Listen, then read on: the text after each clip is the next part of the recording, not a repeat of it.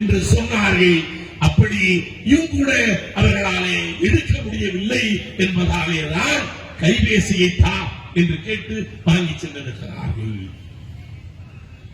ஒரு வீட்டில் 2 லட்சம், இன்னொரு வீட்டில் கோவணத்துண்டு. இதைத்தானே இவர்களாலே பெற்றிருக்க முடியும், பெற முடியும். எனக்கு முன்னால் பேசிய வாழ்வுரிமை இயக்கத்து சகோதரன் அழகாக புல்வாமா தாக்குதலை பற்றி தெளிவாக சொன்னார். அதுவும் 2019 பிப்ரவரி 14 நடந்தது. நடந்தவுடனே என்ன சொன்னார்கள்? லஷ்கர்-இ தொய்பா அவர்கள் பொறுப்பேற்றுக் கொண்டார்கள் என்று அவர்கள் சொன்னார்கள். அதை பாகிஸ்தான் தீவிரவாதிகளால் நடத்திய தாக்குதல், இதற்கு பதிலடி கொடுத்தாக வேண்டும். அவர்கள் முஜாஹிதீன்கள் லஷ்கர்-இ தொய்பாவினுடைய அந்த முகாம்களை அழிக்கப் போகிறோம் என்று சொல்லி அழித்து விட்டோம் என்று சில காட்சி காமெடிகளையும் காட்டினார்கள். அந்த நேரத்திலேயே பாகிஸ்தான் பதிவு செய்தது, எந்த அட்டாக்கும் எந்த தாக்குதலும் எங்கள் நாட்டிலே நடக்கவில்லை என்று சொன்ன நேரத்தில் நாம் நினைத்துக் கொண்டோம், சும்மா சொல்லுகிறார்கள். ஒரு தாக்குதல், அதை தாக்குதலை நம்பாமல் சொல்லுகிறார்கள் என்று நினைத்துக் கொண்டிருந்தோம். அதுதான் 2023 22 கடைசியிலே சத்யபால் மாலிக் அவர்கள் 2018 2019 ஆளுநராக இருந்த அவரது கட்சிக்காரன் வெளியிலே வந்து சொல்லுகிறார், நான் ராஜ்நாத் சிங் இடத்துல சொன்னேன், எங்களுக்கு உள்துறை அமைச்சராக அப்போது இருந்தார், அவர்களுக்கு சொன்னேன், ஜம்முவுக்கும் காஷ்மீருக்கும் உள்ள தூரம் அதிகம், அதனாலே அவர்களுக்கு நீங்கள் விமானத்தை தாருங்கள், நாங்கள் அந்த விமானத்தின் மூலமாக அனுப்பிவிடுகிறோம் என்று சொன்னது மட்டுமல்ல, இவ்வளவு தூரமான பகுதிகளுக்கு ராணுவ வீரர்களை அவர்கள் தரைவழியாக அனுப்புவதே இல்லை. அதையும் பதிவு செய்கிறார். இல்லை, விமானங்கள் இல்லை, அவர்களை அப்படியே அனுப்பிவிடுங்கள் என்று சொல்லிவிட்டு அனுப்பி 40 பேர் இறக்க கொல்லப்படுகிறார்கள். கொண்டவுடனே பலவழித்து இன்றைக்கு அமித்ஷாவிடத்திலே சொல்லுகிறார், அமைதியாக இருங்கள் என்று அமித்ஷா சொல்லுகிறார். இதை பிரதமரிடத்திலே புகாராக சொல்லுகிறார். ராஜ்நாத் சிங் தர மறுத்தார். இவரிடத்திலே சொல்லுகிறேன், அமைதியாக இருங்கள் என்று சொல்லுகிறார். என்று சொன்னவுடன் இவர் சொல்லுகிறார், கை காட்டி வாய் முக்கி அமைதியாக பேசாதே என்று இந்த நாட்டினுடைய பிரதமர் சொல்லுகிறார் என்றால், நான் கேட்கிறேன், என்னையை விசாரிக்க வேண்டிய குற்றவாளி நரேந்திர மோடி இல்லையா? என்னையை விசாரிக்க வேண்டிய குற்றவாளி அமித்ஷா இல்லையா? நரேந்திர மோடியும் அமித்ஷா மட்டுமல்ல, ராஜ்நாத் சிங்கும் அது என்னையால் விசாரிக்கப்பட வேண்டியவராக இல்லையா?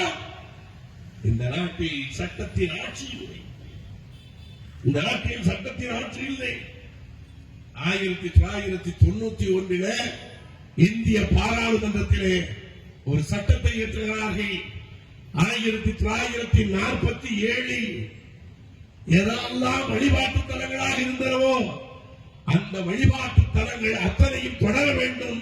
பாபர் மசூதி நீங்களாக, அது வழக்கு இருக்கிறதானே, அது நீங்களாக 1991 இயற்றிய சட்டம் இருக்கிறது இன்றைக்கு. ஆனால் இன்றைக்கு ஞானவாபி பூமியிலே அந்த பள்ளிவாசலை விசாரிப்பதற்கு நீதிமன்றங்கள் உத்தரவிட்டிருக்கிறது என்றால் இது சட்டத்தின் ஆட்சி நடக்கிறதா? நீதிமன்றங்கள் உத்தரவிடுகின்றன. அப்ப நீதிமன்றங்கள் எதை பார்த்து உத்தரவிடுகின்றன? எனக்கு ஹெச் ராஜா சொன்னதுதான் ஞாபகத்துக்கு வருது. அவன் சில நேரத்தில் உணர்ந்தாலும் சரியா உணர்வான். அவன் லூசு பையன், அவன் உணர்னா கூட சில நேரத்தில் சரியா உணர்வான். ஞானவாமி பள்ளியிலே இன்றைக்கு அவர்கள் உள்ளே சென்று தொல்பொருள் ஆய்வு நடத்திக் கொண்டிருக்கிறார்களே, இது எந்த சட்டத்தின் அடிப்படையில்? இந்திய நாட்டின் பாராளுமன்றத்திலே 91 வைத்தீர்களே, அந்த சட்டம் என்னவாயிற்று? அதை முடித்துக் கொண்டீர்களா? அப்படி என்றால் இங்கே சட்டத்தின் ஆட்சி இல்லை. எல்லாம் சொன்னார்கள். கடைசியாய் பேசும் பொழுது கோவை செய்தவர்கள் நாட்டினுடைய முதலமைச்சருக்கு சில வேண்டுகோளை எல்லாம் வைத்தார். நான் சொல்லுகிறேன், இங்கே திராவிட மாடல் ஆட்சி நடக்கிறது. அப்படி என்றால் ஜெயலலிதாவும் கருணாநிதியும் அவர்கள் ஆட்சி செய்தார்கள். இது திராவிட மாடல் ஆட்சியிலே அதிகாரிகள் ஆட்சி புரிகிறார்கள். அதிகாரிகள் ஆட்சி புரிகிறார்கள். இங்கே இருக்கக்கூடிய அதிகார வர்க்கம் உளவுத்துறை 1997 முஸ்லீம் மொத்தம் 22 பேர் 19 முஸ்லிம்கள் கொல்லப்படுகிறார்கள்.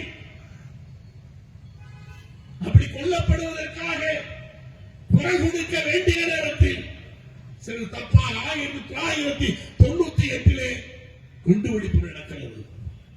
அந்த குண்டுவெடிப்பு நடக்கிற நேரத்தில் ரத்னபுரி என்கிற பகுதியில் KK நகர் என்று சொல்லுகிற அந்த பகுதியிலே முஸ்லிம்கள் வீடுகளிலே புகுந்து சம்பரிவார் வலதுசாரி இயக்கத்தை சார்ந்தவர்கள் தாக்குகிறார்கள். அங்கிருக்கிற இளைஞர்கள் எதிர்த்தாக்குதல் நடத்துகிறார்கள்.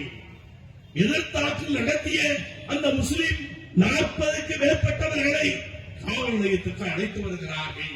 அங்கே வைக்கிறார்கள். அவர்கள் கேட்கிறார்கள், எங்களையே கூட்டி வந்திருக்கிறீர்கள், எங்களுக்கும் குண்டு வெடிப்புக்கும் என்ன சம்பந்தம்? எங்களை தாக்கினார்கள். அதை எதிர்த்தாக்குதல் தாக்கி நாங்கள் எங்களுடைய பெண்கள் பிள்ளைகளை காப்பாற்றினோம், அதுக்காக கூட்டி வந்திருக்கிறீர்களா என்று கேட்ட நேரத்தில் அங்கே இருக்கிற காவல்துறை அதிகாரிகள் என்ன சொன்னார்கள் தெரியுமா?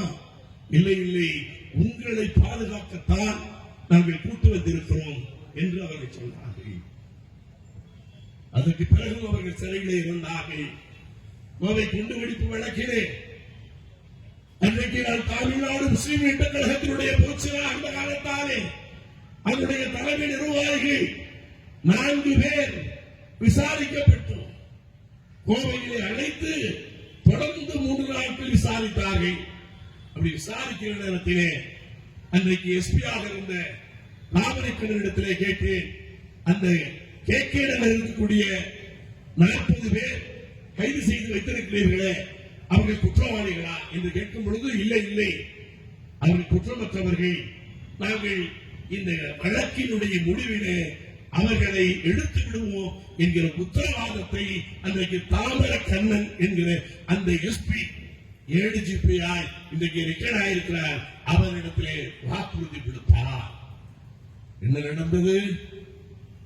அவர்களை குற்றவாளிகளாகவே ஆக்கி நீதிமன்றம் தானே 10-12 வருடங்களுக்கு பின்னால் அவர்கள் நிரபராதி என்று அவர்களை விடுதலை செய்தார்கள். அவர்களை நீங்கள் குற்றவாளி என்று உள்ளே வைத்தீர்களே, மனைவி மக்கள் கஷ்டப்பட்டார்களே, அவர்களுடைய அந்த சாபம் உங்களுடைய குடும்பத்தை விட்டுவிடும் என்று நினைக்கிறீர்களா? அதே போல என்னையவா நீங்க கூட எல்லாரும் அடிச்சிட்டு இருக்காங்க. அங்கே கோயம்புத்தூர்ல கேஸ் வெடிச்சிச்சு, கார்ல இருந்த கேஸ் வெடிச்சிச்சு, ஜமேஷா என்கிறவர் இறந்தார். அதற்கு பிறகு அவரோடு இருந்தவர்கள் 6 பேர் என்று அவர்கள் கைது செய்தார்கள். அந்த ஜமேஷா என்கிற நபர் NIA-யால் விசாரிக்கப்பட்டவர், NIA-யால் கண்காணிக்கப்பட்டவர். அப்படி NIA-யால் விசாரிக்கப்பட்டவரை கண்காணிக்கப்பட்டவர் இறந்த பிறகு என்ன சொன்னார்கள்? இவர் கேரளாவிலே வந்து குற்றம் சாட்டப்பட்ட முஸ்லிம்கள், அதாவது இலங்கையில் குற்றம் சாட்டப்பட்டவர்கள், அந்த குண்டுவெடிப்பிலே சம்பந்தப்பட்டவர்களை பார்த்து சென்றார் என்று சொன்னால், அப்படி என்னையே நீங்க என்ன வெட்டிக்கிட்டு இருந்தீங்களா? என்ன செஞ்சிட்டு இருந்தீங்க? அதிலே கைது செய்யப்பட்டவர்களிலே தல்கா என்கிற ஒரு பையன், அவன் வண்டி அந்த வாகனத்தை வாங்கி கொடுத்தான். அந்த வாகனத்தை வாங்கி கொடுத்தது மட்டும்தான் அவனுடைய குற்றம். அவன் யாரு கேட்டிருந்தால் வாங்கி கொடுத்திருப்பான். அவனுடைய தந்தையார் நவாப்ஜான் என்கிற குண்டுவெடிப்பு குற்றவாளி. அப்பொழுது நான் அவரை கேட்கிறேன், இன்றைக்கு இருக்கக்கூடிய அதாவது ஆணையாளரிடத்திலே கேட்கிறேன், இல்லையா இந்த பையன் குற்றவாளியா என்று மரியாதைக்குரிய பாலகிருஷ்ணனிடத்திலே கேட்கிறேன். இல்லை இல்லை, இவன் மீது குற்றம் இல்லை, இவன் வாங்கி கொடுத்திருக்கிறான், இவன் ஒரு வியாபாரம் செய்திருக்கிறானே தவிர வேற ஒன்றல்ல. அப்படி என்றால் நீங்கள் அவர் ஒரு மனிதாபிமானம் உள்ளவர், நீங்கள் மனிதாபிமானம் உள்ளவராய்க்கு ஏதாவது செய்யுங்கள். நிச்சயமாக அன்று எண்ணெயுடைய அதிகாரிகளுக்கும் தெரிகிறது, அவர்களும் ஒத்துக்கொண்டிருக்கிறார்கள், எப்படியாவது அவரை விடுவித்து விடலாம் என்று சொன்னார். அதற்கு பிறகு 2-3 மாதங்களுக்கு பிறகு அங்கே சார்ஜர் போட போகிறார் என்று தெரிந்தவுடனே தொலைபேசியிலே தொடர்பு கொள்ளும் பொழுது அவர் மழுப்பலாய் பதில் சொல்வது மட்டுமல்ல, ஒரு வாட்ஸ்அப் குரூப் எல்லாம் வைத்திருந்தாராம். நம்ம வீட்டில் இருக்கக்கூடிய 10 வயசு பையனுக்கு வாட்ஸ்அப் குரூப், எவன்டா வாட்ஸ்அப் குரூப் இல்லாம இருக்கிறான் வைக்கிற குற்றச்சாட்டு. அவர் வாட்ஸ்அப் குரூப் எல்லாம் வைத்திருந்தாராம். அந்த தல்கா என்கிற பையனுடைய மாமா சொல்லுகிறார், தந்தைக்காக போராட்டம் நடத்தும் போது குறைந்தபட்சம் வந்து நின்று குரல்குடி என்று சொன்னால் அவன் சொல்லுவானா, சமுதாயத்துக்கு அவர் வைத்தார்ல, நான் குடும்பத்தை பார்த்துக் கொள்கிறேன், நான் குடும்பத்துக்காக நான் உழைக்கிறேன் என்று சொல்லி அப்படிப்பட்ட போராட்டங்களிலே கூட அவன் கலந்து கொள்ளாத அந்த தல்லாவையும் இன்றைக்கு நீங்கள் இணைத்திருக்கிறீர்கள் என்றால் நீங்கள் நியாயம் நேர்மை உள்ளவர்களா? அன்பு சகோதரர்களே, ஒரு பொய்யர்கள் ஆட்சியிலே நாம் இருக்கிறோம். இன்றைக்கு என்னையே அழகாக தியாகத்தோடு தியாகங்கள் சொன்னார்கள், இன்றைக்கு என்னையை எடுத்துவிட வேண்டும் என்று போராடுங்கள் என்று நம்முடைய மரியாதைக்குரிய தளபதி ஸ்டாலின் அவர்களும் கூட அவங்களுக்கு பிக்கு வந்தா மட்டும்தான் அவங்களுக்கு வேலை செய்யும். ஈடு வந்த உடனே என்ன செஞ்சிட்டாரு, சிபிஐ எங்களை கேட்காமல் உள்ளே வரக்கூடாது என்று சொல்ல உங்களால் முடிந்திருக்கிறது என்றால், உங்கள் ஊழலை பார்த்து நீங்களே பயந்து சொல்லியிருக்கிறீர்கள் என்றால், என்னையை எங்களுடைய உத்தரவு இல்லாமல் இயங்கக்கூடாது என்று குறைந்தபட்சம் ஜெயலலிதாவுடைய துணிச்சலாவது கூட நீங்கள் சொல்லி இருக்கலாமே, செய்யலாமே. அப்படி துணிச்சல் உங்களுக்கு இருக்கிறதா என்கிற கேள்வியை நான் உங்களிடத்திலே வைத்துவிட்டு விடைபெறுகிறேன். நன்றி. நன்றி. அடுத்தபடியாக SDP கட்சியின்